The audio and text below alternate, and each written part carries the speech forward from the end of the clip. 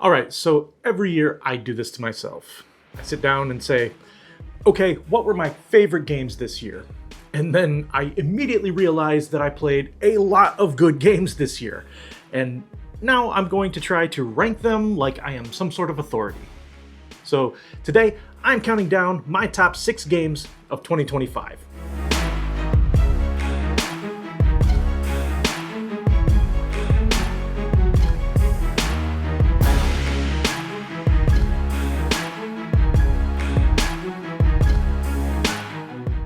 What's up, Brew Crew? Welcome back to the channel. A couple of things up front just to set some expectations. First off, this is my list. This is based on the games that I played with my group and my brain, for better or worse. Second, these aren't necessarily the best or most important games of the year. These are the games that, when I look back, I realize, oh yeah, I really want to play that again. And finally, yes, the order matters. At least it does today. If you ask me again in a month, we'll see how confident I still feel about this. Also, before we get into the actual list, I do have a few honorable mentions. These are games that I really think could have made this six-pack if I had had the opportunity to play them a little bit more. My first honorable mention is The Lord of the Rings, Fate of the Fellowship. I still think that pandemic system is brilliant, and The Lord of the Rings is my favorite IP of all time. I have no doubt that this one would have made my list. Unfortunately, I've only had the chance to try it once so far, and we got overrun by Nazgul, and we got our butts handed to us. With a few more plays, though, I could definitely see this one making it onto the list. Next up for my honorable mentions is Vantage. Again, I've only played this once, and I thought it was really brilliant and innovative in the way that the story and the exploration play out. But I think that with a game like this that has so much to explore, I need to see more of it before I make any decision on where it ends up on a best of the year list. And my last honorable mention is Moon Colony Bloodbath. I had an absolute blast playing this with Dwayne from Blackboard Gaming at GrandCon this year. The game is a riot. Basically, everyone is just doing what they can to survive, and the person that wins is the person that managed to do less worse than everyone else. I very much want to play this more to see how it holds up after multiple plays, so I didn't put it on the list, but this is definitely a game that I am looking forward to playing again ASAP. All right, with that all out of the way, let's jump into my actual top 6. Coming in at number 6 is FlipToons, and this is the smallest game on my list, but that's kind of why it made it. FlipToons is a game that's very easy to underestimate.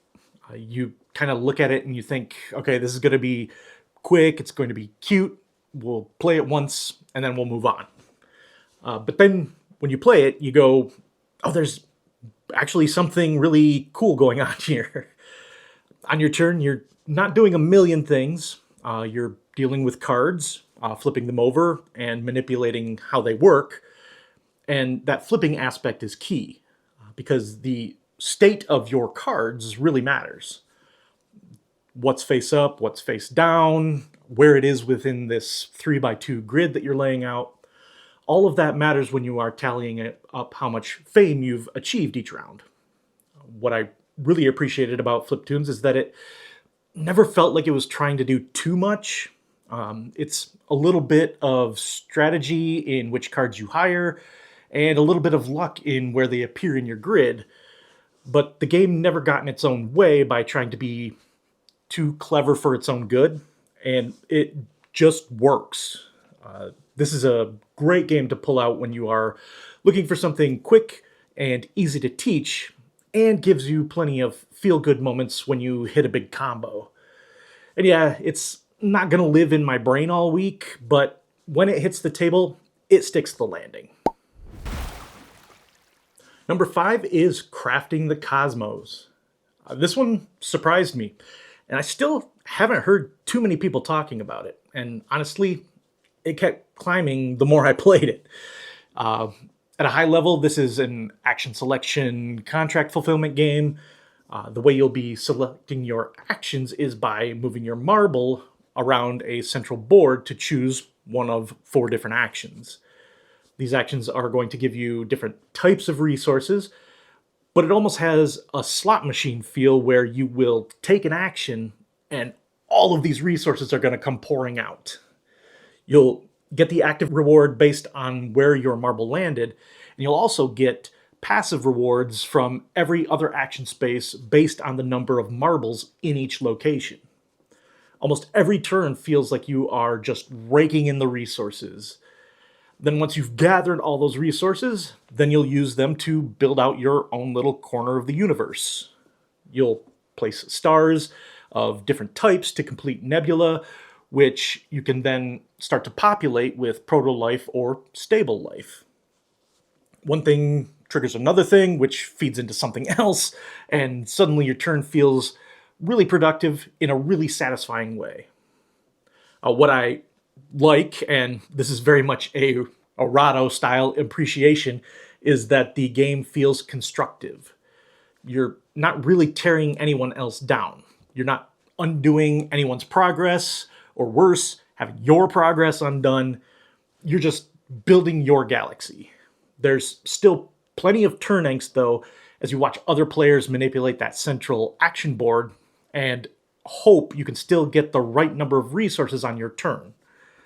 And it doesn't just feel like abstract resource math. It feels like you're shaping something, growing it, watching it evolve.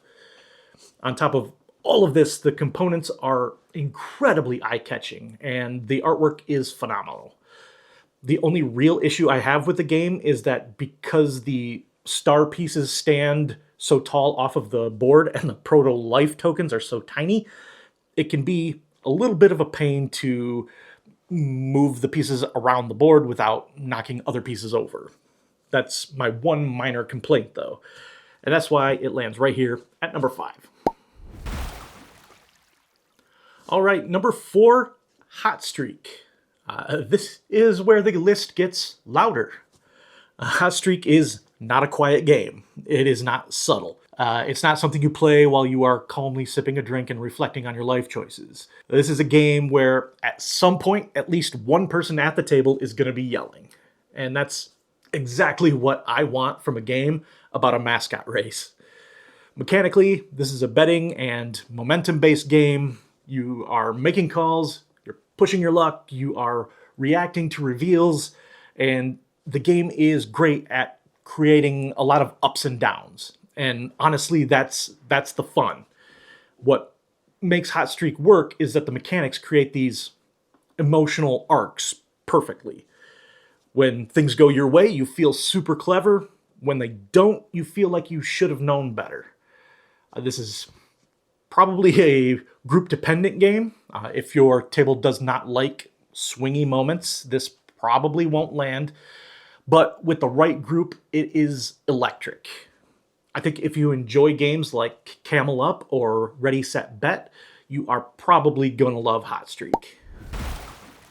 At number 3, we've got the Druids of Edora.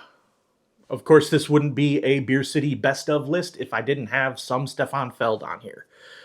One of the most interesting things about Druids of Edora is how it locks in certain constraints early and then asks you to adapt around them for the rest of the game. The layout of the tiles and where you choose to start the game can have a major impact on your strategy. On top of that, you are only going to be rolling your dice at the beginning of the game, and that's what you have to work with. The dice are not constantly changing. Your options are not endlessly flexible. Instead, you are looking at what you have and saying, all right, how do I make this work? And this is the hallmark of all of my favorite games from Mr. Feld. I also love that the game rewards reading the board and being adaptable. It's not about memorizing moves or executing a perfect strategy from start to finish. It's about watching how things develop and timing your moves accordingly. There's usually more than one path forward, but the right one never feels too obvious. And when something finally clicks, when a plan comes together, it really feels earned. Now, I will say that if you are someone who needs theme in your games, this may not be one for you. I'm pretty convinced they didn't even really try too hard on the theme here, and in fact, the game only has a one-sentence overview on BGG.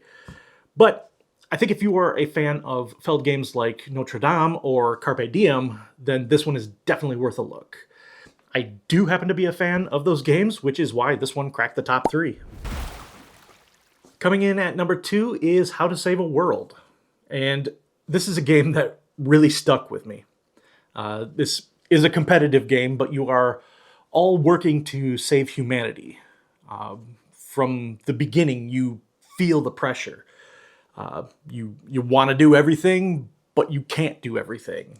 And the game makes that very clear very quickly. One of the things I really love about it is that it forces meaningful compromises. It's essentially a worker placement game in which you only have access to certain spaces. You may be sending your workers to gather resources on the planet or using those resources to work on projects on the moon. The space where you place your worker will determine if that piece stays on the planet or moves to the moon, and vice versa. Every decision has weight, and you constantly have to ask, is this the best use of what I have right now? Wins feel narrow, losses feel understandable. You're all working on these projects to save the world from colliding with an asteroid. You're going to try blowing it up or putting up a shield to deflect it, and if neither of those work, you're going to try to evacuate the planet. Only one of these projects will be successful, though, and you have to hope that you've contributed enough to the winning project. This idea of working toward a shared goal in a competitive game works really well here, and the way that it's implemented in How to Save a World is really clever. This is the kind of game that I think about a lot afterwards. I replay my decisions in my head. I wonder what I could have done differently. It's excellent, and that's why it's my number 2 game of the year, and there's only one that I enjoyed more. All right, my number 1 game of 2025 is Spooktacular. This is the game that, when I looked back on the year, stood out immediately. You all probably know my love of horror movies at this point, and this was a game that, as soon as I saw it, I knew I had to play it. Spooktacular does something I really love in board games. It creates moments. Not just good turns, not just clever plays, actual moments that people remember and talk about later. Now, mechanically, it's doing interesting things, but what really elevates it is how those mechanics serve the experience. And mechanisms would be way too difficult to cover in this video because there are a ton of characters to choose from, and each character has a very unique way of playing the game. Many of the core actions are the same, moving, spooking, devouring, but how each character implements and makes use of those actions can vary a ton. And each character's abilities really lean into the theme and really put you into that role. It's not just about optimizing. You are inhabiting that role. You become an iconic villain from horror cinema. You're making choices that feel thematic to your specific character. Every play of the game felt different, and every play produced at least one moment where someone leaned back and said, well, that didn't go how I expected. For me, personally, this one just hit. The tone worked, the decisions mattered, and it consistently delivered something memorable. All of that in a game that plays in 30 to 45 minutes. If you told me I could only keep one game from this list, this is the one, and that's why it's my number 1. So that's my top 6 games of 2025.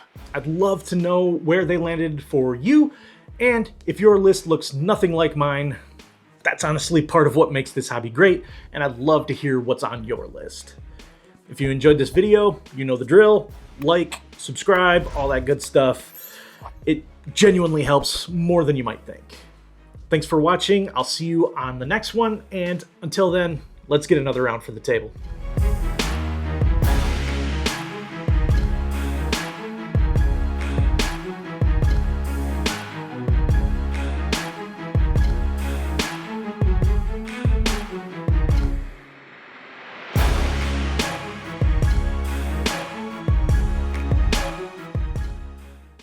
All right, my number one game.